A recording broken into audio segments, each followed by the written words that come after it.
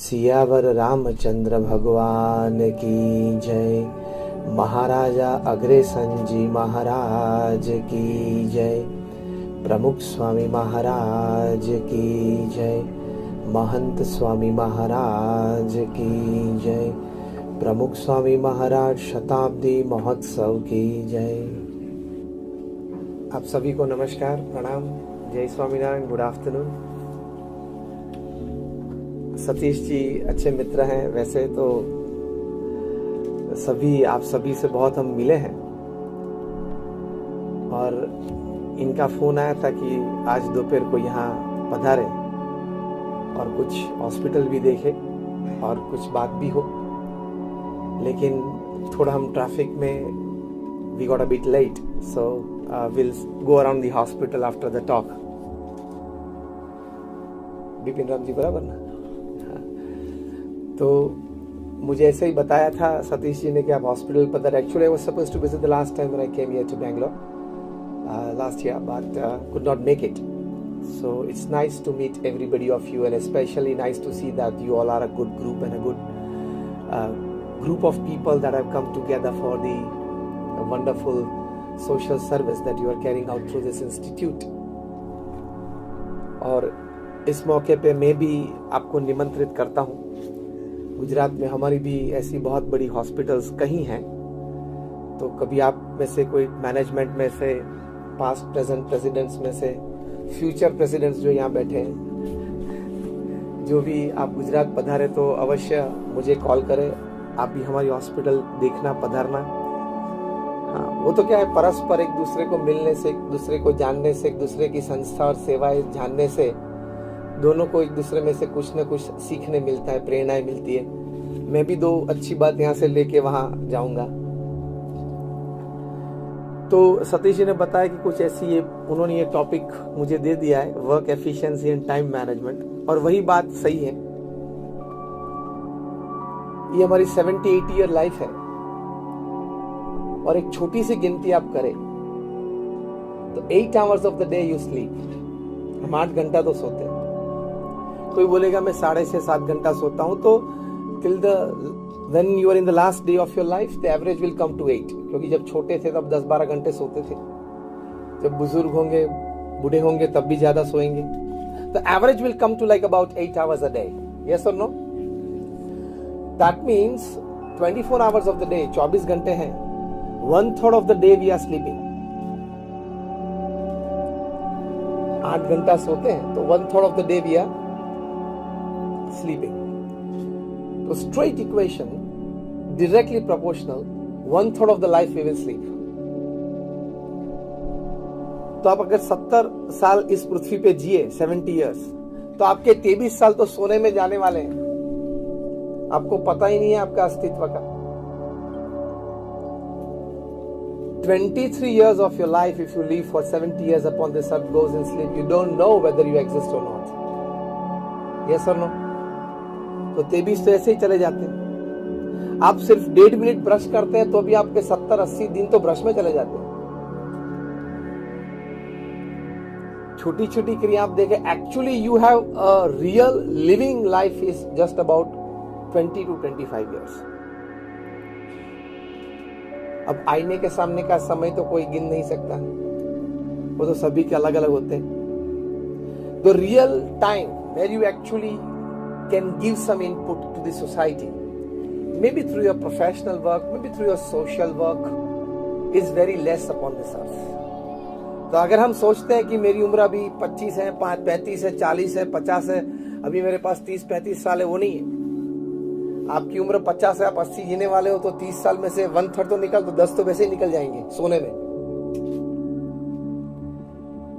तो work efficiency और time management ने समझने के लिए सबसे पहली, सबसे बड़ी बात ये समझनी है कि वक्त बहुत कम है। वर्क एफिशिएंसी और टाइम मैनेजमेंट में सबसे बड़ी बात ये समझना है, you have very less time upon this अर्थ। 40, 50, 60 कैसे हो गए पता चला? कब बीत गए पता नहीं चला। तो बाकी जो 20-25 बचे वो भी बीत जाएंगे। तो the important aspect is the basic understanding that we as humans we have very very less time upon this earth. 70-80 years is nothing in this world which moves with a very fast pace, in this world which is very competitive। इसमें 70-80 साल कुछ भी नहीं है, ऐसे चले जाते हैं। रोज पृथ्वी पे से 1.5 लाख लोग विदा लेते हैं। 24 घंटे में 1.5 लाख। 24 घंटा मतलब 86,200 सेकेंड्स, उसमें 1.5 लाख लोग, मतलब हर 2 सेकंड 3 लोग विदा लेते हैं। Every 2 seconds 3 people leave this earth। तो हमने जी ये फंक्शन चालू किया, जो ये बात शुरू हुई वो करीबन 1:10 को शुरू हुई थी, 1:35 होने आई, 25 मिनट हुई। 25 मिनट में मतलब 1500 सेकंड हुई, और 1500 सेकंड में करीबन 2200 लोग इस पृथ्वी पे से चले गए। I am talking of the last 25 minutes. This to realize in your day-to-day practices and daily practical life, once in the morning you have to tell yourself, एक बार तो सुबह में अपने आप को कहना ही है कि मेरे पास समय बहुत कम है। Yes or no?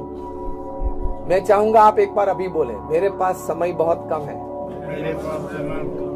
And this is a fact, it's a reality। तो उस कम समय में हमें कुछ ऐसा करना है कि हमारी सांसारिक जवाबदारियां भी हमें अच्छी तरह से निभाएं, कुछ सेवा प्रवृत्ति में भी हम लोग प्रवृत्त हो, ताकि समाज को कुछ निस्वार्थ भाव से दे सके, जो भी क्षेत्र में।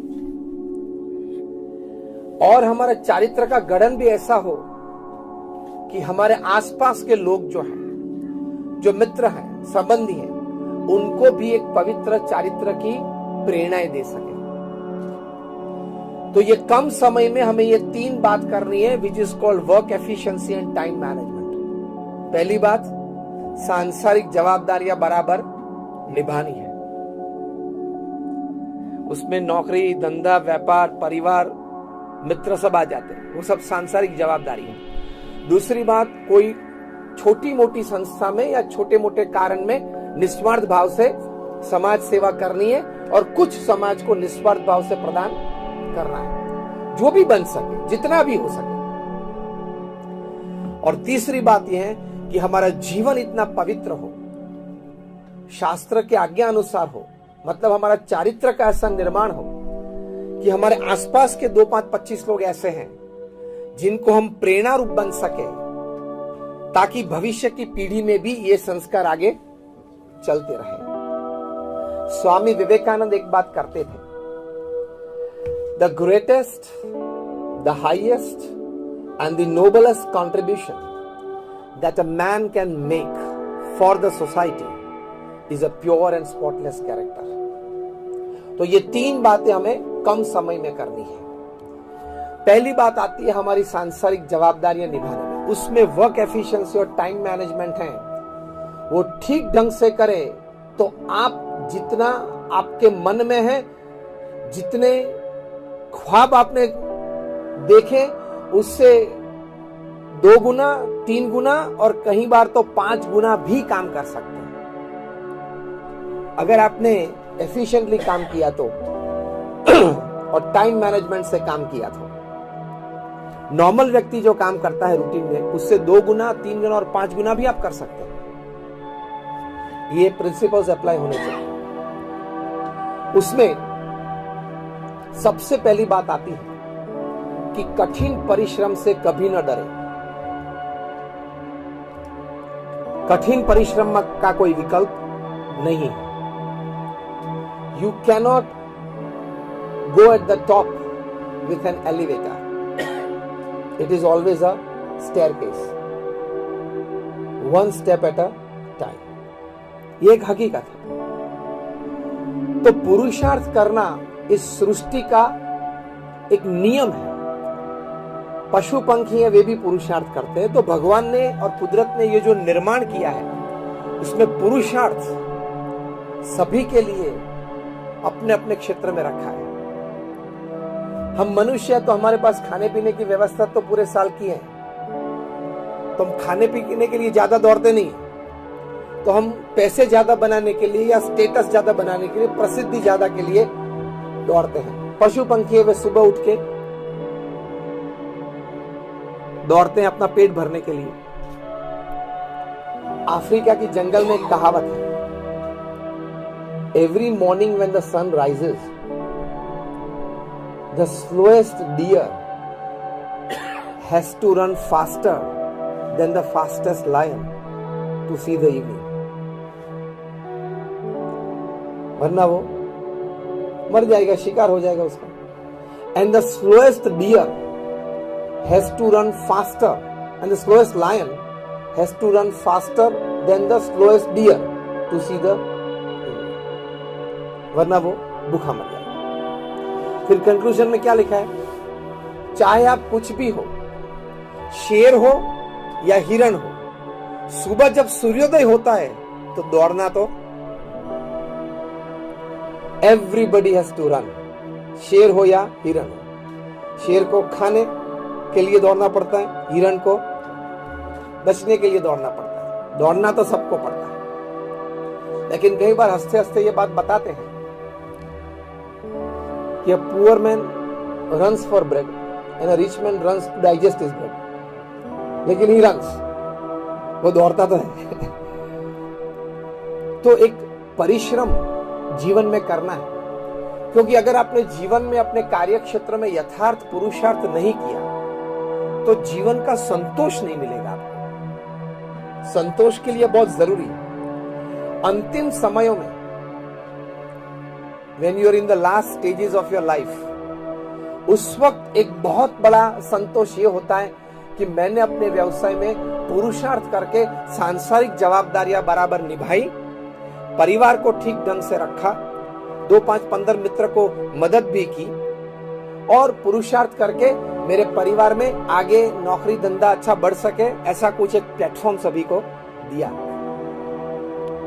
तो ये पुरुषार्थ करना बहुत जरूरी है। वर्क एफिशिएंसी से पहले वर्क की बात मैंने की, फिर अभी एफिशिएंसी की बात करूंगा। पहले तो काम की बात है, काम जो करना है वो व्यवस्थित करना है। हमारे गुरु थे प्रमुख स्वामी महाराज, इन्होंने कितना पुरुषार्थ किया, तभी हमारी ये जो संस्था है वो इतनी विश्वव्यापी बनी है। आज दुनिया की प्रथम 10 संस्था में से एक संस्था है ये। आप baps.org हमारी वेबसाइट आप देखना। अक्षरधाम तो आप सब गए हैं, ऐसे 1300 धर्मस्थान और 80 से ज्यादा ऐसी सेवा संस्थाएं खड़ी की सिंगल हैंडेडली। सिर्फ कंस्ट्रक्शन आप समझ लो तो भी कोई व्यक्ति के लिए असंभव बन जाता है, लेकिन उनमें एक भगवान की शक्ति का संचार था, सफल संचालन भी किया। आप हॉस्पिटल में यहाँ डॉक्टर्स रहे, medical staff, paramedical staff, administrative staff, non administrative staff, सभी को यहाँ लाना, उनको संतोष देना, काम का, तनख्वाह का, एक बड़ी जिम्मेदारी लगती है ना, और कितना उतार चढ़ाव रहता है। तो हमारे जैसे 1300 संतों को दीक्षा दी उन्होंने और full time social service and full time spirituality में जोड़ दिया। तो ये भी एक बहुत बड़ी सिद्धि है। आपको 1300 व्यक्ति qualified, young qualified, academically bright, cultured, ऐसे 1300 फुल टाइम मुफ्त में मिल जाए तो, ऐसे 1300 लोग आपको मुफ्त में फुल टाइम मिल जाए तो ऐसी 5-10 और संस्थाएं खड़ी कर देंगे। पैसे देने वाले तो मिलते हैं, और भगवान की कृपा हमेशा रही है कि आपको अच्छे काम के लिए, पैसे के लिए कभी रुकावट नहीं आएगी। ये नहीं देगा तो वो देगा, वो नहीं देगा तो ये देगा। बड़े और अच्छे निस्वार्थ काम कभी पैसे के कारण कभी रुकते नहीं, लेकिन प्रामाणिक व्यक्ति वो संस्था चलाने के लिए मिलना वो बहुत बड़ी बात है। तो ऐसी संस्थाएं खड़ी करके ऐसी एक बड़ी बात उन्होंने की। वे 18,000 गांव में घूमे, व्यक्तिगत परिवारों को मिले और उनके जीवन उत्कर्ष के लिए उनको व्यसन मुक्त किया, सिखाया, पढ़ाया। बड़ा पुरुषार्थ, 7.5 लाख पत्रों के उत्तर दिए। तो पुरुषार्थ तो सभी को करना पड़ता है। देखो आज हमारे प्रधानमंत्री श्री 70 साल की उनकी उम्र है, कितना पुरुषार्थ करते हैं। पुरुषार्थ में कोई उनके सामने उंगली उठा नहीं सकता, है या ना। हम सभी को भगवान ने इतनी शक्ति दी है, उन्होंने वो शक्ति एक्सपोज की, हम भी अगर चाहे तो एक्सपोज कर सकते हैं। We can do it. सभी को भगवान ने इतनी शक्ति दी, तो कठिन परिश्रम करना, लेकिन एफिशिएंटली करना वो क्या बात है। एफिशिएंटली बनना मतलब प्रैक्टिकली ये बात है, before starting your first work of the day, before touching your mobile in the morning. मैंने क्या शब्द प्रयोग किए, टचिंग योर मोबाइल। हाँ, before you touch your mobile and before you start your day, और आप प्रथम काम प्रैक्टिकली करना शुरू करो, उसके पहले पीस ऑफ पेपर और पेन लेके आज क्या काम करना है वो आप लिख लो। कितनी भी काम की अर्जेंसी हो, या 2-3 काम आपके मन में सुबह में 7, 7:30, 8 बजे आ गए तो भी नहीं करना, पहले चिट्ठी बनाना, और उसमें जो भी आपको अनुकूल हो, हाफ एन आवर या 1 आवर का सिस्टम रखना। 8 to 8:30 इसमें ये 2 काम करने हैं, 8:30 to 9 में इसमें ये 3 फोन करने हैं। तो वो लिखना, लिखोगे तो I tell you the top management people they teach, बड़े बड़े मैनेजमेंट गुरुज हैं, Og Mandino, Ken Blanchard, Anthony Robbins, Jim Collins, ये सिखाते हैं कि अगर आपने चिट्ठी सुबह में नहीं बनाई कि आज इतना काम करना है, तो आपकी वर्क एफिशिएंसी नहीं आएगी। ये चिट्ठी सामने रहेगी तो आपको पता नहीं ये करना ही है, अभी 11 बज गए, ये फोन करना ही है, 11:30 बजे वहां जाना ही है, 12 बजे उसको मिलना ही है। अगर चिट्ठी नहीं बनाई तो 2, 3, 5 का काम करेंगे, फिर ठीक है चलो होगा, करेंगे, चलो शाम को कुछ कर देंगे, 2 फोन है शाम को कर देंगे, तो पूरे दिन की एफिशिएंसी नहीं रहती। क्यों एफिशिएंसी इसलिए नहीं रहती कि अलर्टनेस नहीं रहती है, और अगर अलर्टनेस रही तो एफिशिएंसी रहेगी। प्रोक्रेस्टिनेशन, आलस, वो नहीं आएगी। चिट्ठी बनाना बहुत जरूरी है। मेरे भी अभी ये गौमुखी में मेरी आज की चिट्ठी है। Only then you can work and work efficiently. और उसमें हर 2 घंटे 15 मिनट निकाल देना है। आप लेट चलते ही होंगे, वो स्वाभाविक है। नहीं सोचा था ऐसा कुछ फोन आ गया, नहीं अपेक्षित ऐसी कोई बात आ गई, नहीं निमंत्रित ऐसे कोई लोग मिलने के लिए आ गए, आ सकते हैं, तो समाज है, व्यवस्था है, होता है। तो हर 2 घंटे में 15 मिनट निकाल देना, आप बहुत एफिशिएंटली शाम तक काम कर पाएंगे। और मनुष्य शरीर और मनुष्य बुद्धि की ताकत है, 8 घंटा 10 घंटा अच्छी तरह से काम कर सकता है। एक्चुअली आप तो सब साइंस के बैठे हो, मैं भी I am also student of science. तो ये साइंस तो ये बताता है कि दिमाग तो कभी थकता ही नहीं है, वो तो हमारे मसल्स बॉडी के थक जाते हैं, इसलिए सोने की इच्छा हो जाती है और हम सो जाते हैं और नींद आती है। ये तो कभी बंद ही नहीं होता है। आगे वाला बंद हुआ तो पिछले वाला चालू हो जाता है, और पीछे वाला आपसे वो जब उठते तब पीछे वाला बंद हो जाता है और आगे वाला जोर से चलता है। तो ये तो चलता ही रहता है। तो एफिशिएंटली वर्क के लिए एक प्रैक्टिकल यही बहुत अच्छी बात है। और एफिशिएंटली पूरा दिन अच्छी तरह से जाए, इसलिए जो टाइम मैनेजमेंट की बात है, मैं दोनों की बात अब साथ में करूंगा। इसलिए मैं एक अच्छी फॉर्मूला सिखाता हूं। मैंने 500 से भी ज्यादा जीवन चरित्र पढ़े हैं, from Nelson Mandela to Og Mandino to Winston Churchill, Mahatma Gandhi, Sardar Patel, Sachin Tendulkar, सभी के। और 15,000 से ज्यादा ऐसे छोटे मोटे कार्यक्रम में प्रवचन दिया है। अपनी संस्था में, जो हमारी इतनी बड़ी संस्था है, उसमें भी सभी प्रकार की छोटी मोटी ऐसी प्रवृत्ति में आई एम फुल्ली इन्वॉल्व। तो उससे एक फॉर्मूला मैंने डिजाइन की, जो मैं सभी कॉर्पोरेट्स या कार्यशील व्यक्ति को बताता हूं। वो है 8+8+8 की फॉर्मूला है। आपके पास दिन में 24 घंटे हैं, उसको आप डिवीजन करें 8+8+8 सिस्टम में। प्रथम 8 घंटे हैं वो आपका निस्वार्थ मतलब निष्ठावान पुरुषार्थ, जो भी व्यवसाय में आप हैं, उसकी बात हमने की। दूसरे जो 8 घंटे हैं वो अच्छी नींद या आराम। Don't compromise on that, otherwise you will invite all sorts of physical, mental and emotional issues. Doctors जो बैठे, मैं सही बात कर रहा हूं? कितने डॉक्टर्स बैठे हैं? Just raise your hands. हाँ, कहीं बैठे हैं, तो मैं सही बात कर रहा हूं ना? Don't compromise on your sleep. तो दूसरे जो 8 घंटे उसमें अच्छी तरह से नींद या आराम। तीसरे जो 8 घंटे हैं वो बहुत इंपॉर्टेंट है। If you can live it well, you enjoy your life and you win your life. If you don't live it well, you may lose your life. तो तीसरे जो 8 घंटे हैं वो ये बात है। इसमें हम सिखाते हैं 3 F, 3 H और 3 S। 3 F ये बात है, फैमिली, फ्रेंड्स और फेथ। मतलब तीसरे 8 घंटे में से ये 9 डिपार्टमेंट में आपको तीसरे 8 घंटे बिताने हैं। 3 F मतलब फैमिली, फ्रेंड्स और फेथ। 3 H मतलब हेल्थ, हाइजीन और हॉबी। 3 H और 3 S है सोल, सर्विस और स्माइल। स्माइल, हंसते रहना, आनंद में रहना। क्योंकि एक बात बहुत ठीक है कि किसी भी व्यक्ति पृथ्वी पे जिंदा है तो smile is the proof of it. तो फिर से मैं रिपीट करूंगा, ये 9 क्षेत्र में आपके तीसरे 8 घंटे फ्रैगमेंट्स में पूरे दिन में बीतने चाहिए।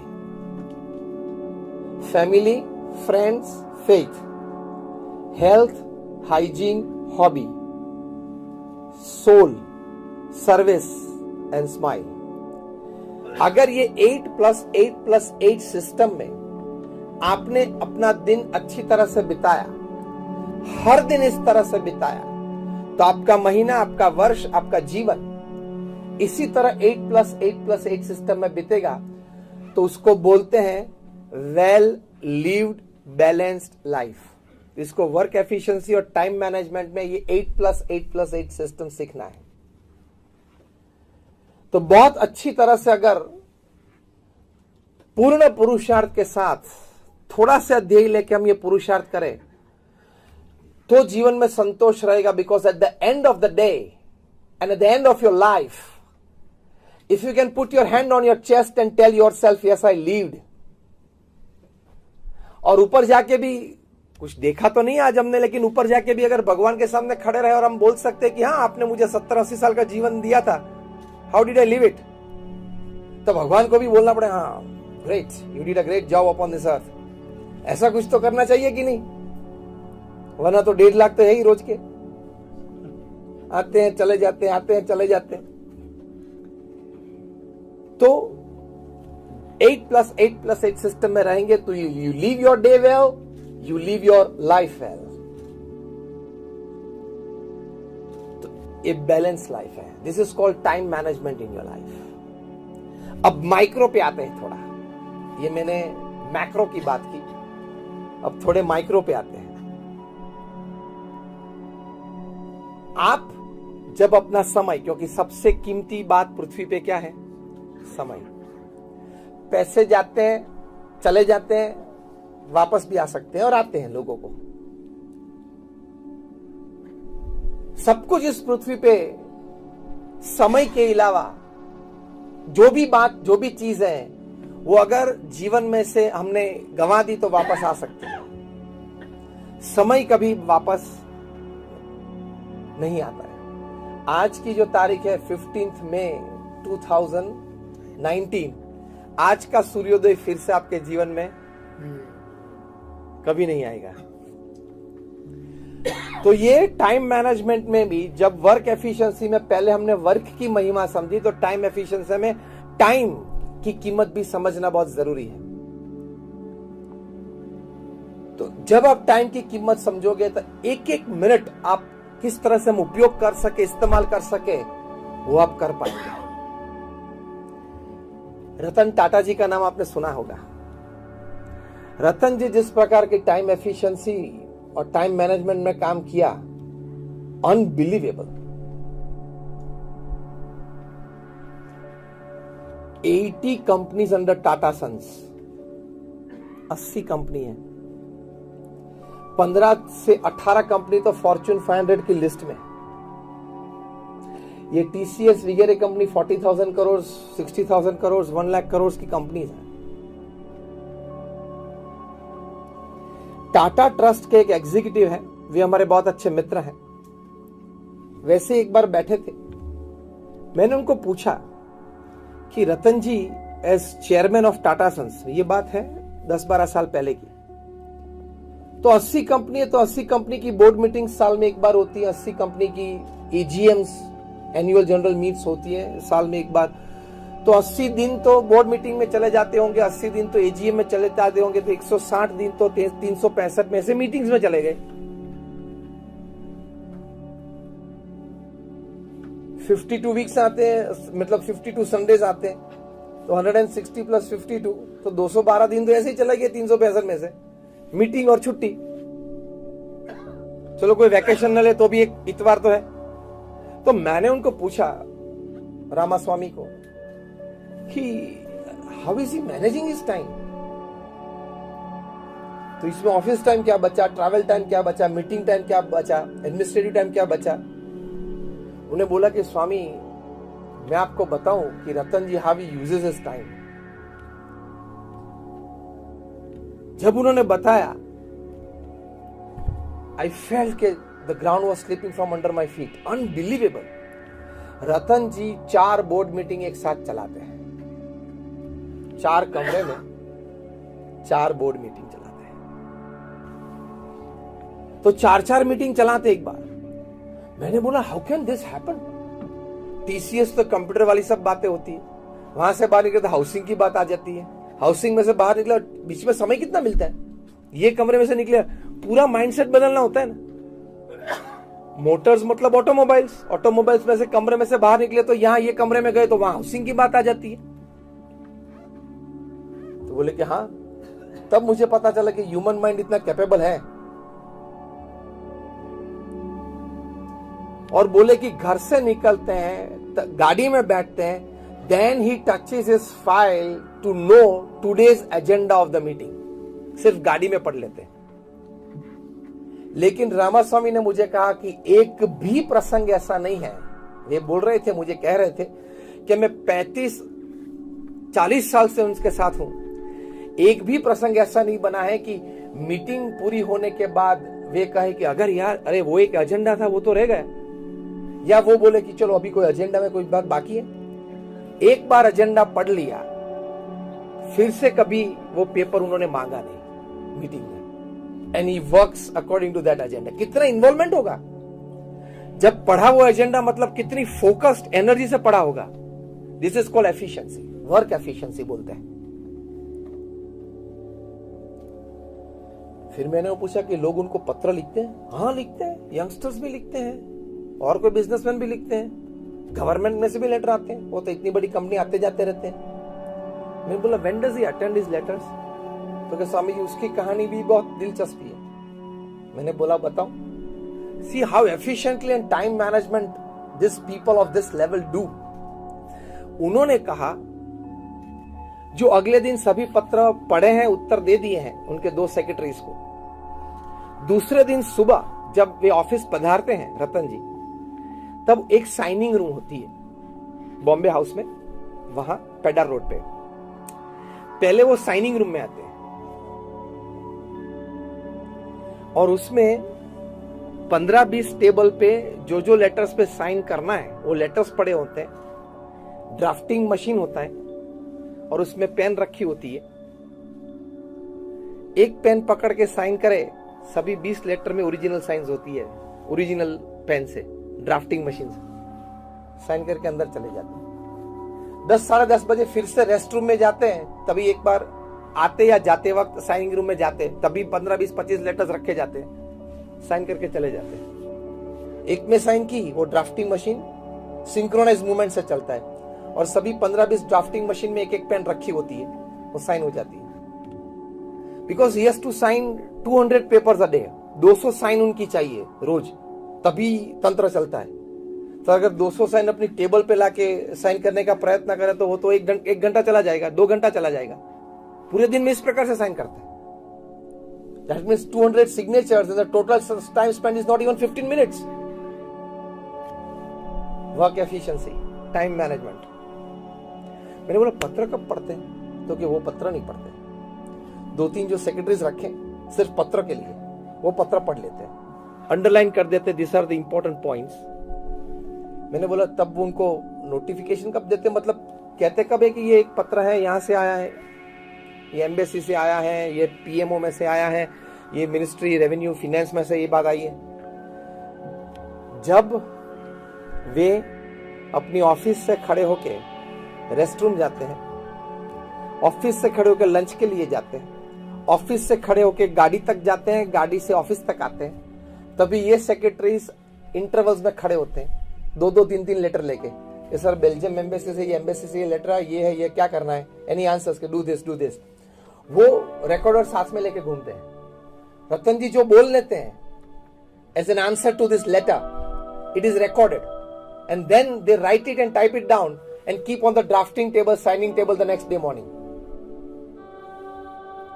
कभी ऑफिस में तो ये लेटर्स मंगवाए ही नहीं, एफिशिएंसी से काम करते हैं। हमारे गुरु है महंत स्वामी महाराज, अभी उनकी उम्र 85 साल की है, he is 85। He reads and answers more than 150 letters a day. लोग उनको अपने व्यक्तिगत प्रश्नों के लिए, पारिवारिक प्रश्नों के लिए महंत स्वामी महाराज को लिखते हैं। 150 से ज्यादा पत्र पढ़ते हैं, मतलब उनके भी सेक्रेटरीज हैं, पढ़ते हैं, उनको एसेंस देते थे, वे जवाब दे देते हैं, वे लोग लिख लेते हैं बाद में रात को, और सुबह उनके पास साइनिंग के लिए आ जाते हैं। लेकिन at the age of 85 150 letters वे साइन करते हैं रोज। ये जिम्मेदारी है इतनी बड़ी संस्था की। आप कैसे कौन ट्रस्टी सतीश जी 85 साल के हुए, देखो बैठे हैं, ये आदर्श है सभी के। तो आप भी जब 85-90 हो तब यहीं बैठना। हाँ, सेवा तो सेवा ही है, जब 85 हो तब यही करना, बाकी का वो यतीश करेगा, धंधे का जो है वो करेगा। आप यहां बैठ जाना। मतलब अगर आप चाहे तो स्फूर्ति से, आनंद से, with energy you can always do social service। हृदय से अगर हो तो आपकी एफिशिएंसी बढ़ जाती है, टाइम मैनेजमेंट अच्छी तरह से बढ़ जाता है। तो ऐसी बातें, मतलब 80 कंपनीज को कंट्रोल करना, जब वे चेयरमैन थे और 40-50 साल तक वे चेयरमैन रहे। अभी तो वो चेयरमैन एमेरिटस है, एग्जीक्यूटिव चेयरमैन नहीं है रतन जी, लेकिन ये जिम्मेदारी 50 साल तक ये निभाना, वो बहुत बड़ी बात होती है। मलाड में थे, मुंबई का एक सबब है मलाड, वहां थे, बहुत बारिश आ रही थी। वे तो अपनी रोल्स रॉयस में बैठे थे रतन जी, सिक्योरिटी व्हीकल आगे था, एक सिक्योरिटी व्हीकल पीछे था, और सिग्नल पे खड़े थे। उनकी नजर एक कपल पे पड़ी, यंग कपल था, हस्बैंड वाइफ थे, छोटा सा बच्चा था, मतलब 1.5 साल का होगा। उनके पास 2 व्हीलर था, बारिश बहुत थी, पानी भर गए थे, इसलिए उनका व्हीकल बंद पड़ गया। वो किक मारते थे, लेकिन चालू नहीं हो रहा था, और गीले हो रहे थे। वैसे पूरे गीले तो हो ही गए थे क्योंकि मुंबई का बारिश है तो। और जो औरत थी वो अपने छोटे बच्चे को गोद में लेके दौड़ के यहाँ कोई शेल्टर मिल जाए वहां से देखते, शॉपिंग मॉल थोड़ा दूर था, वहां तक वो दौड़ी। ये सब रतन जी ने रोल्स रॉयस में बैठे बैठे पूरा देखा। उनकी आंख में आंसू आ गए और रतन जी ने अपने आप को प्रश्न पूछा, Why can't every Indian have a car? हर एक भारतीय को एक कार चाहिए। और दूसरा वाक्य वे बोले, Every Indian must have a car and I will give a car to every Indian for just 1 lakh rupees। Middle class, lower middle class. और इस विचार में से जन्मा टाटा नैनो। सक्सेस स्टोरी उसकी प्रैक्टिकल मार्केट में प्लस माइनस कम ज्यादा वो एक दूसरी बात है, लेकिन एक संकल्प, एक भावना, एक काम और एक लोग और समाज के प्रति कुछ करने की भावना। अब अपने काम में ही उलझे हुए थे, इतनी बड़ी कंपनी चला रहे थे, उसके बीच एक नया विचार इस प्रकार का आना और ये दर्जे का आना, मतलब ये निस्वार्थ सेवा। तो जो मैंने तीसरी बात बताई थी कि आपकी वर्क एफिशिएंसी और टाइम मैनेजमेंट बढ़ जाएंगे जब आप कोई निस्वार्थ भाव से सेवा करेंगे। क्यों? कि निस्वार्थ भाव से सेवा करेंगे, आपके स्ट्रेस लेवल्स नीचे रहेंगे। Selfless service has the power to reduce your stresses. This is scientifically proved, experimentally, clinically proved है कि आप जब निस्वार्थ भाव से सेवा करते हो, कोई अपेक्षा के बिना, कोई भी संस्था में, छोटी मोटी, कहां भी आपको मन है, तो आपके स्ट्रेस लेवल्स, तनाव के लेवल्स कम हो जाते हैं, तो आप दूसरे दिन ज्यादा फ्रेश रह जाते हो। आपको जान के ताज्जुब होगा, ये हॉस्पिटल है, सब यहाँ बैठे हैं, ट्रस्टीज और डॉक्टर्स। मैं आपको बताऊंगा कि अमेरिका में तो अभी एक प्रैक्टिस चालू हुई है। ये बात मुझे जब पता चली, मुझे किसी ने कहा, तब मैं मानने के लिए तैयार नहीं था। फिर मेरे बहुत अच्छे मित्र है doctor Harshad Bhatt, he is a leading orthopaedic surgeon in New York, अपनी बड़ी हॉस्पिटल है उसकी। तो मैंने उनको फोन किया कि ये बात सही है? तो उन्होंने बोला हाँ। मैंने बोला मैं मानूंगा नहीं जब तक आप मुझे ऐसे 5, 10, 15 प्रिस्क्रिप्शन ना भेजे तब तक। बात ये थी, मैंने ये सुनी थी और ये प्रूव हुई कि अमेरिका में एक ट्रेंड शुरू हुआ है कि सभी डॉक्टर्स पेशेंट को जब प्रिस्क्राइब करते हैं, मेडिसिन प्रिस्क्राइब करते हैं, जो भी ये दवाएं लिखते हैं, 1 ये, 2 ये, 3 ये, 4 ये दवाएं लिखते हैं, फिर 5वीं बात ये लिखते हैं, मतलब दवाई का लिस्ट पूरा, उसके बाद ये लिखते हैं 2 hours of social service every week, हर हफ्ते 2 घंटा समाज सेवा करनी है। और उसके बाद लास्ट में लिखते हैं हर रोज भगवान को प्रार्थना करना। तो निस्वार्थ सेवा और भगवान को प्रार्थना, ये अभी मेडिकल डॉक्टर्स ऑफिशियली प्रिस्क्राइब करते हैं अमेरिका में। मैंने डॉक्टर हर्षद को कहा कि मुझे 8-10 प्रिस्क्रिप्शन आप भेजे, तभी बात मैं प्रवचन में करूंगा, उसके पहले नहीं करूंगा। और अलग अलग डॉक्टर के भेजे, ऑर्थोपेडिक हो, पीडियाट्रिक हो, ऑन्कोलॉजिस्ट हो, कोई सर्जन हो, गायनेक हो, सभी का भेजना मुझे। फिर भेजा, मैंने देखा तो ये बात सही थी, लिखते थे डॉक्टर ऑफिशियली प्रिस्क्रिप्शन में, क्योंकि उससे आपके जीवन में भी, स्वास्थ्य की दृष्टि भी बहुत लाभ है निस्वार्थ भावना सेवा से और भगवान की प्रार्थना से। और आपके स्ट्रेस लेवल्स कम हो जाते हैं, आपके टायर्डनेस कम हो जाती है, तो आपकी वर्क एफिशिएंसी और टाइम मैनेजमेंट दूसरे दिन ज्यादा बढ़ जाते हैं। और पृथ्वी पे हमेशा ज्वलंत उदाहरण ये रहे हैं कि जिन्होंने निस्वार्थ सेवा की, उन्होंने अपने व्यवसाय में भी अच्छा काम किया। देखना, जिन्होंने भगवान के साथ भक्ति के रूप में कुछ संबंध रखा, उन्होंने अपने व्यवसाय में, सांसारिक जिम्मेदारियों में भी ज्यादा अच्छी तरह से अपना कर्तव्य निभाया। ये भी हमने देखा है और आप भी देखते होंगे। तो ये 8+8+8 की एक बड़ी अच्छी सिस्टम है, उससे ये लाभ होता है। और जब हम डॉक्टर्स हैं और एक मेडिकल यूनिट चला रहे हैं, तो doctors are the first one to believe in God. Medical क्षेत्र में, मैनेजमेंट क्षेत्र में, सोशल रिलेशनशिप गुरुज जो हैं, हेल्थ गुरुज हैं, वे सभी आज भगवान में श्रद्धा की बात करते हैं। मतलब मेडिकल क्षेत्र, मैनेजमेंट क्षेत्र, सोशल रिलेशनशिप क्षेत्र, ये तीनों क्षेत्रों में भगवान के प्रति श्रद्धा की बात बहुत बार आई है।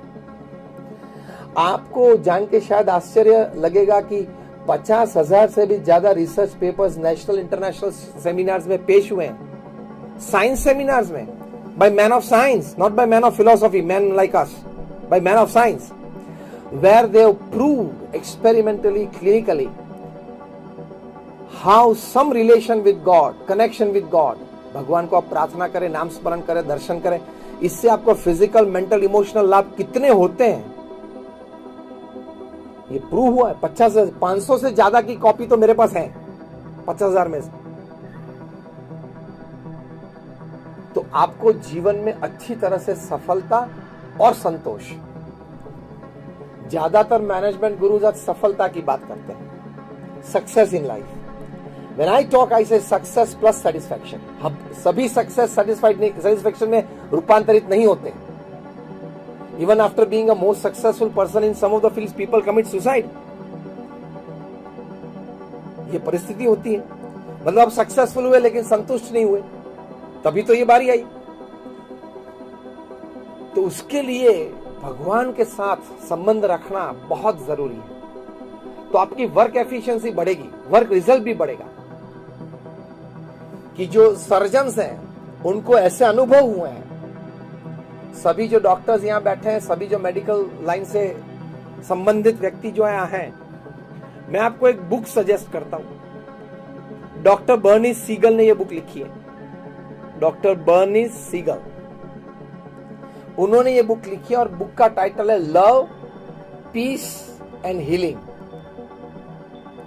Love, peace and healing. इस पुस्तक में उन्होंने हकीकत जो प्रसंग बने हैं उस प्रसंग डिस्क्राइब किए हैं और इसी बुक का प्राइम टाइम अमेरिका में टीवी शो हुआ था। प्राइम टाइम टीवी शो हुआ था और सभी को पेश किया था उन्होंने मंच पे। कहीं सही बातें उसमें लिखी है, रियल एग्जांपल्स लिखे। मैं 2 मिनट में एक एग्जांपल आपके पास रखूंगा। बात यह बनी कि कैलिफोर्निया में, लॉस एंजलिस में कोई एक लेडी थी, उनकी उम्र होगी शायद 70-75 साल की, अकेली थी। उसको एक विचार आया कि मुझे कुछ समाज सेवा करनी है, अभी थोड़ी तंदुरुस्त हूं, कहां जा सकती हूं तो कुछ करें, क्या करूं क्या करूं क्या करूं। बहुत श्रद्धा वाली थी वो। बाजू में कैंसर हॉस्पिटल थी, वहां जाके डॉक्टर को, ऑन्कोलॉजिस्ट को वे मिली और कहा कि मुझे कुछ सेवा करनी, I want to pray for the patients. और तो कुछ, मैं 75 साल में अकेले हूं, कुछ नहीं कर सकती हूं ज्यादा, लेकिन प्रार्थना तो कर सकती हूं। तो आप मुझे जो 4th स्टेज कैंसर वाले हैं उनके फोटोग्राफ्स आज मुझे दे, मैं घर में, अपने घर मंदिर में, घर में जो हमारा छोटा सा जो देवस्थान होता है, वहां देवस्थान में ये फोटो भी भगवान के साथ रखूंगी और जब मैं प्रार्थना करूंगी, भगवान को अपनी पूजा करूंगी, तब इनके लिए भी करूंगी। तो डॉक्टर ने कहा हाँ भाई ठीक है, चलो, इसमें कोई नुकसान तो है नहीं। उन्होंने 2-3 फोटोग्राफ्स उनको दिए कि ये पेशेंट अभी मेरी हॉस्पिटल में 4th स्टेज में और महीने में, 4 महीने में शायद उनकी मृत्यु निश्चित है। घर जाएगी, वो रखेगी, प्रार्थना करेगी और प्रार्थना में भगवान को कि इनके छोटे बच्चे हैं, बीबी हैं, छोटा सा संसार है, आप कृपा करें, इनको रोग मुक्त करें, ऐसी प्रार्थना करती थी। फिर अपने आप को इमेजिन करती थी कि मैं डॉक्टर बन गई और डॉक्टर बन के मैं उनके शरीर में प्रवेश करती हूं और उनके ढेर सारे जो कैंसर के जम्स है वो एक ही जगह पे जमा हुए हैं और मेरे हाथ में एक बहुत बड़ा पौधा है, मैं लेके सबको बाहर निकालती हूं और अभी वो कैंसर मुक्त हो गया। Just imagination. माइंड पावर कितना है मैं आपको बोलता हूं, ये मैं कोई इमेजिनेशन की बात नहीं कर रहा हूं। डॉक्टर बर्नी सीगल, पुस्तक का नाम है लव, पीस एंड हीलिंग। बहुत प्रसिद्ध पुस्तक है मेडिकल फ्रेटर्निटी में। तो 2 महीने के बाद वो वापस गई तो ये तीनों पेशेंट डिस्चार्ज में थे। तो पूछा क्यों भाई, पता नहीं क्या हुआ मिरेकल, लेकिन उनके अभी लास्ट रिपोर्ट 2 बार निकाले, कैंसर ही नहीं है उनको। 4th स्टेज कैंसर से वापस आए। फिर उन्होंने ये प्रैक्टिस चालू रखी। डॉक्टर बर्नी सीगल ने ये पुस्तक में लिखा है 36 से ज्यादा कैंसर पेशेंट्स को सिर्फ प्रार्थना से उन्होंने नॉर्मल कर दिया। इतनी ताकत हमारे माइंड पावर में भी है, गॉड पावर में भी है, उन दोनों के कनेक्शन में भी है। अगर यहां अग्रेसन हॉस्पिटल में से 50 कैंसर पेशेंट्स वापस अच्छे होके जाए तो आपकी इज्जत कितनी बढ़ जाएगी बेंगलुरु में? टेल मी यस और नो। तो इसमें आप प्रार्थना के एलिमेंट जोड़ दें, दवाई भी अच्छी करें, ऑपरेशंस भी करें, ये भी करें। मैं ये नहीं बोलता हूं सिर्फ इनके पे डिपेंडेंट रहे, लेकिन add one more element, add one more treatment element. दवाई देते हैं, ऑपरेशंस करते हैं, इसके साथ प्रार्थना भी जोड़ दें तो आपकी वर्क एफिशिएंसी, वर्क रेशियो कितना अच्छा बढ़ गया। इतने अच्छे पेशेंट्स, इतनी अच्छी रिजल्ट आती है। तो ये लव, पीस एंड हीलिंग पुस्तक में ये लिखा है। बहुत अच्छी बात लिखी। ये तो मैंने एक बात आपको की।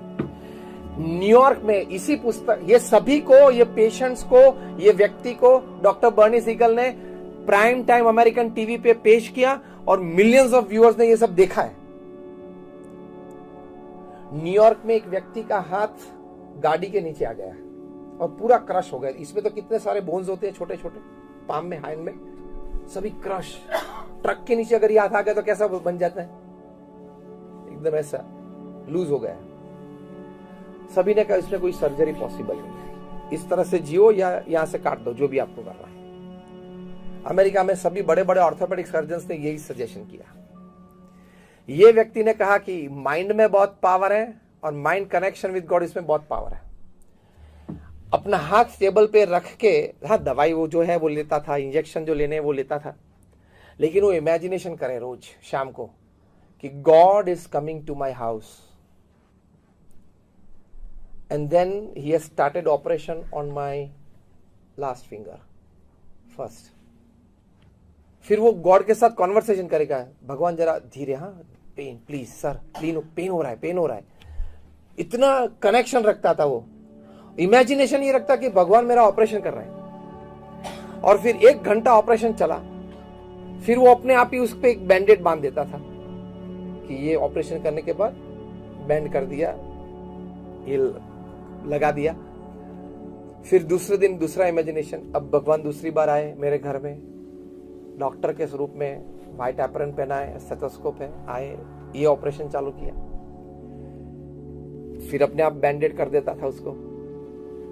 After 40 days he could lift 20 kgs with that hand, absolutely normal, like you and me. ये प्रसंग भी डॉक्टर सीगल ने लव, पीस और हीलिंग में लिखा है। ये बात सभी सही है। तो आपको वर्क एफिशिएंसी बढ़ानी है, मतलब आपका वर्क रिजल्ट बढ़ाना है, तो एक अच्छा एलिमेंट ये भी है।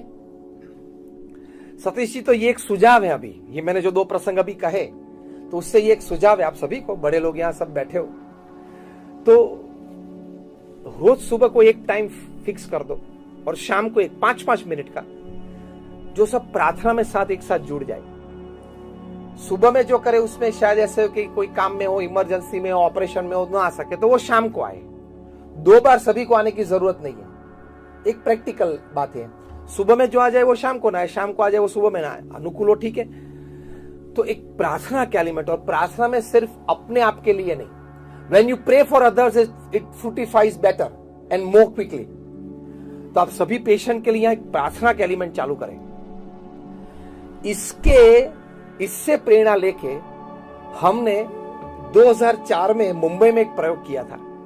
2004 में मुंबई की सभी हॉस्पिटल्स, छोटी मोटी, गवर्नमेंट, प्राइवेट, नर्सिंग होम, सभी में हमारे 2500 बच्चे, छोटे, BAPS हमारी ऑर्गेनाइजेशन चाइल्ड फोरम्स के, लड़के और लड़कियां दोनों, छोटे मतलब उनकी उम्र 7, 8, 9 साल की, व्हाइट एंड व्हाइट जो हमारा संप्रदाय का ड्रेस है वो पहन के, ये 4-4 के ग्रुप में, 2 लड़के 2 लड़कियां, छोटे छोटे 4-4 के ग्रुप में, हर हॉस्पिटल में, पूरे मुंबई में, हर पेशेंट के पास जाके उसके बेड के पास खड़े रहकर उन्होंने प्रार्थना की। Practically we did. In summer vacation of 2004, 2,500 little children, boys and girls, they visited each and every hospital of Mumbai. हर एक पेशेंट के पास गए और पहले उनको बोलते थे कि हम कहां से आए, और फिर बोलते हम आपके लिए प्रार्थना करने के लिए आए। फिर वहां खड़े रह के 5 मिनट प्रार्थना करते थे कि आपका स्वास्थ्य अच्छा हो, आप जल्दी से स्वस्थ हो जाए, और फिर एक फल उनको दे के आते थे। और ये बच्चे भी जो फल लेके जाते थे, हमने उनको सिखाया था कि माता पिता के पास पैसा मत मांगना, अपने पॉकेट एक्सपेंस में से निकालना, ताकि बचपन से उनको ये संस्कार मिले सेवा का। तो ये बच्चों ने अपने पॉकेट एक्सपेंस में से, पॉकेट मनी में से ये फल लाए, तो एक केला दे या एक सफरजन दे, पेशेंट तो रोने लगते थे। हमारे पास इस सभी के फोटोग्राफ्स भी हैं, हमारी संस्था में वीडियोग्राफी भी है, तो हम ये करते थे। तो सभी ये हॉस्पिटल्स में से हमको रिपोर्ट मिला कि हमारे कहीं पेशेंट हम जानते थे कि 1 महीने में तंदुरुस्त हो जाएंगे, 15-20 दिन में डिस्चार्ज हो गए, ये ऐसे रिजल्ट्स मिले हमको, तो ये सही, तो ये वर्क एफिशिएंसी बढ़ गई ना। स्पिरिचुअल एलिमेंट से ये बढ़ती है, तो ये बहुत जरूरी है। और आखिर में ये बात करना चाहूंगा, the last point in 3 minutes, कि हम काम करेंगे तो सफलता भी मिलेगी, निष्फलता भी मिलेगी, हाँ या ना। हर बार तो सफलता भगवान ने लिख के हमको गारंटी तो नहीं दी, और अगर हर बार सफलता मिलती है तो मनुष्य जीवन का आनंद भी नहीं है। कुछ चैलेंज हो, कुछ अपोजिशन हो, तो व्यक्ति का दैवत बार आता है ना। कितने अपोजिशन में भी व्यक्ति काम कर सकता है, वो हमारे सामने जीवंत मूर्तिमान उदाहरण तो है। कितनी अपोजिशन में भी एक व्यक्ति काम कर सकता है। कितनी ताकत ह्यूमन सोल में है, हमारे आत्मा में और मन में कितनी ताकत है। In severe opposition a person can walk to this level, administer to this level, make public appearances, make 5 speeches a day and not make a single mistake. बहुत बड़ी बात है ये, दिस इज अनबिलीवेबल। तो ये बात एक हकीकत है कि हम कर सकते हैं। तो सफलता भी मिलती है, कभी निष्फलता भी मिलती है, लेकिन हमारे अंतर में इतनी ताकत भगवान ने रखी, वी मस्ट एक्सपोज इट। तो जब निष्फलता मिले तब वर्क एफिशिएंसी हमारी कम हो जाती है, कि ये ठीक नहीं हुआ, निराश हो जाते हैं, थोड़ा स्ट्रेस आ जाते हैं, दूसरे दिन काम में मजा नहीं आती है। डॉक्टर नेविल हैकर ऑस्ट्रेलिया के बहुत बड़े सिडनी के फिजिशियन है। 1992 में अहमदाबाद में एक फिजिशियंस कॉन्फ्रेंस हुई थी, जब भी हमारा अहमदाबाद अक्षरधाम का ओपनिंग सेरेमनी था। तो हमको पता चला कि इतनी बड़ी एक फिजिशियन कॉन्फ्रेंस है वहां, तो हम वहां गए सभी को निमंत्रित करने के लिए कि आप हमारे अक्षरधाम देखने के लिए पधारें। हम सभी व्यवस्था करते हैं, बस की व्यवस्था करेंगे अहमदाबाद से गांधीनगर तक की, भोजन भी हमारे साथ करना। तो पूरी बस भर के 50 फिजिशियंस आए थे, उसमें डॉक्टर नेविल हैकर भी आए थे। फिर हमें पता चला उनकी प्रोफाइल देख के, तो ये भाई साहब बहुत बड़े डॉक्टर हैं। फिर सोचा कि शाम तक रुकने वाले, उनका शाम को मंच पे सम्मान भी कर ले। हमारे गुरु प्रमुख स्वामी महाराज को ये बात बताई, प्रमुख स्वामी महाराज को व्यक्तिगत मिले, बातचीत कुछ हुई, परिचय हुआ कार्य के बारे में। प्रमुख स्वामी महाराज ने डॉक्टर नेविल हैकर को एक बहुत अच्छा प्रश्न पूछा।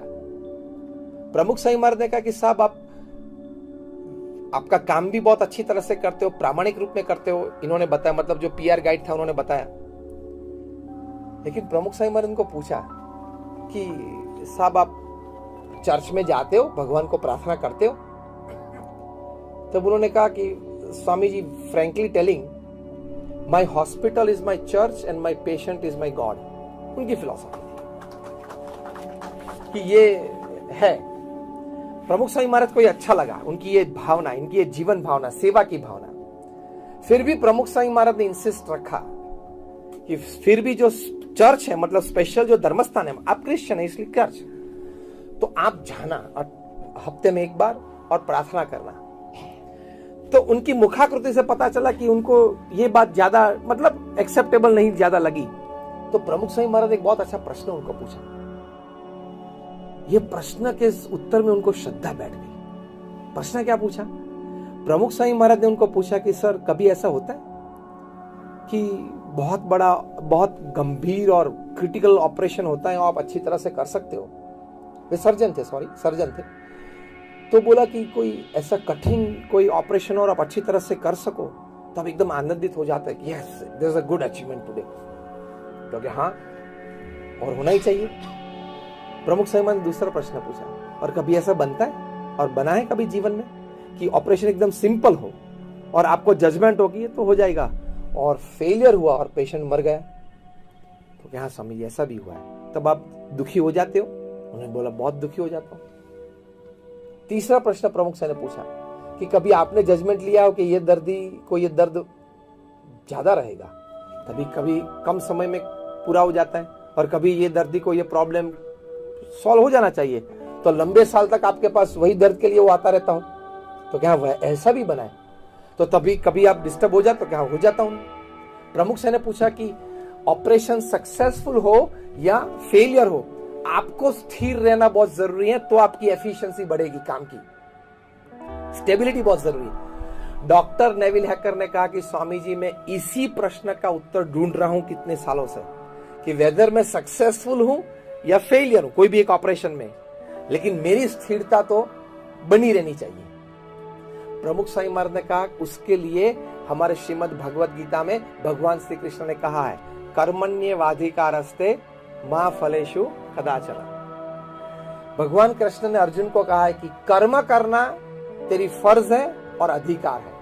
जो भी तेरे पास शक्ति है, बुद्धि है, कला है, वो सब put all your resources in your work, सभी रख देना, लेकिन अंतिम परिणाम भगवान क्या कहते हैं, मैं तय करूंगा। क्योंकि तूने तो तेरा ऑपरेशन अच्छा कर दिया, लेकिन मैंने तय किया है कि ये पेशेंट को ये निमित्त खड़ा करके मुझे उसकी आयुष्य पूरी करनी है। तो आपने तो डॉक्टर के रूप में हर बार जो आप करते हैं उसी तरह अच्छी तरह से ही ऑपरेशन किया है, लेकिन उसकी आयुष्य पूरी हो गई है और मैंने ही ये निमित्त खड़ा किया है रोग का उसकी आयुष्य पूरी करने के लिए। फिर आप कितना भी अच्छा ऑपरेशन करेंगे फिर भी हो जाएगा, सिंपल। उसने बोला कि Swami ji this is a very fantastic thought process.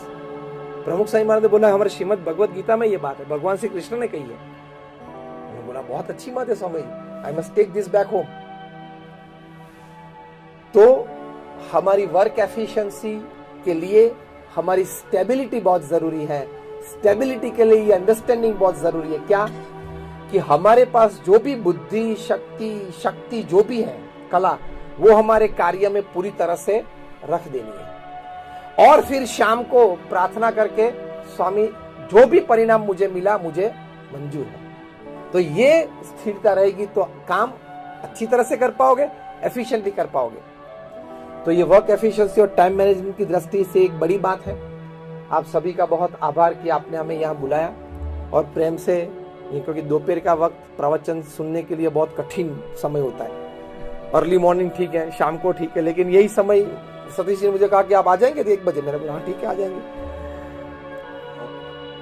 Office का वर्किंग आवर्स रहता है। हाँ इसलिए मैं समझ गया, इसलिए मैं सब कुछ समझ गया, बाकी मैं समझ सकता, क्योंकि हम भी हॉस्पिटल स्कूल सभी चलाते हैं, इसलिए मुझे पता है कि ये समय क्या होता है, कैसे आ सकते हैं। तो लेकिन आप सब यहाँ पधारे, आज हम भी शुभकामनाएं व्यक्त करते हैं कि आपकी हॉस्पिटल में, यहाँ अग्रेसन हॉस्पिटल में जो भी पेशेंट आए वो अच्छी तरह से इलाज पाके और स्वस्थ होके यहाँ से जाए, ऐसी हम प्रार्थना करते हैं। और हम सभी भगवान स्वामीनारायण को और हमारे महाराजा अग्रेसन जी महाराज को प्रार्थना करते हैं कि सभी पेशेंट पे उनके आशीर्वाद रहे। और यहाँ जो डॉक्टर्स हैं, मेडिकल स्टाफ है, पैरामेडिकल स्टाफ है, एडमिनिस्ट्रेटिव नॉन एडमिनिस्ट्रेटिव स्टाफ है, उन सभी के जीवन में ये सेवा भावनाएं, ये कर्तव्य निष्ठा, प्रामाणिकता से वे कार्य करते रहे और आपकी हॉस्पिटल का नाम बहुत आगे बढ़े और सभी पेशेंट्स को यहाँ बहुत लाभ मिले। और आप जो यहाँ बैठे सभी जो व्यवस्थापक और मुख्य ट्रस्टी और प्रेसिडेंट, वाइस प्रेसिडेंट, आपकी नेक्स्ट पीढ़ी में भी ये भावनाएं चालू रहे और 25 साल के बाद आपकी नेक्स्ट जनरेशन यहीं बैठी हो, इसी प्रकार की व्यवस्था में, ऐसी भी हम प्रार्थना करते हैं। आप सभी का आभार, नमस्कार और जय स्वामीनारायण।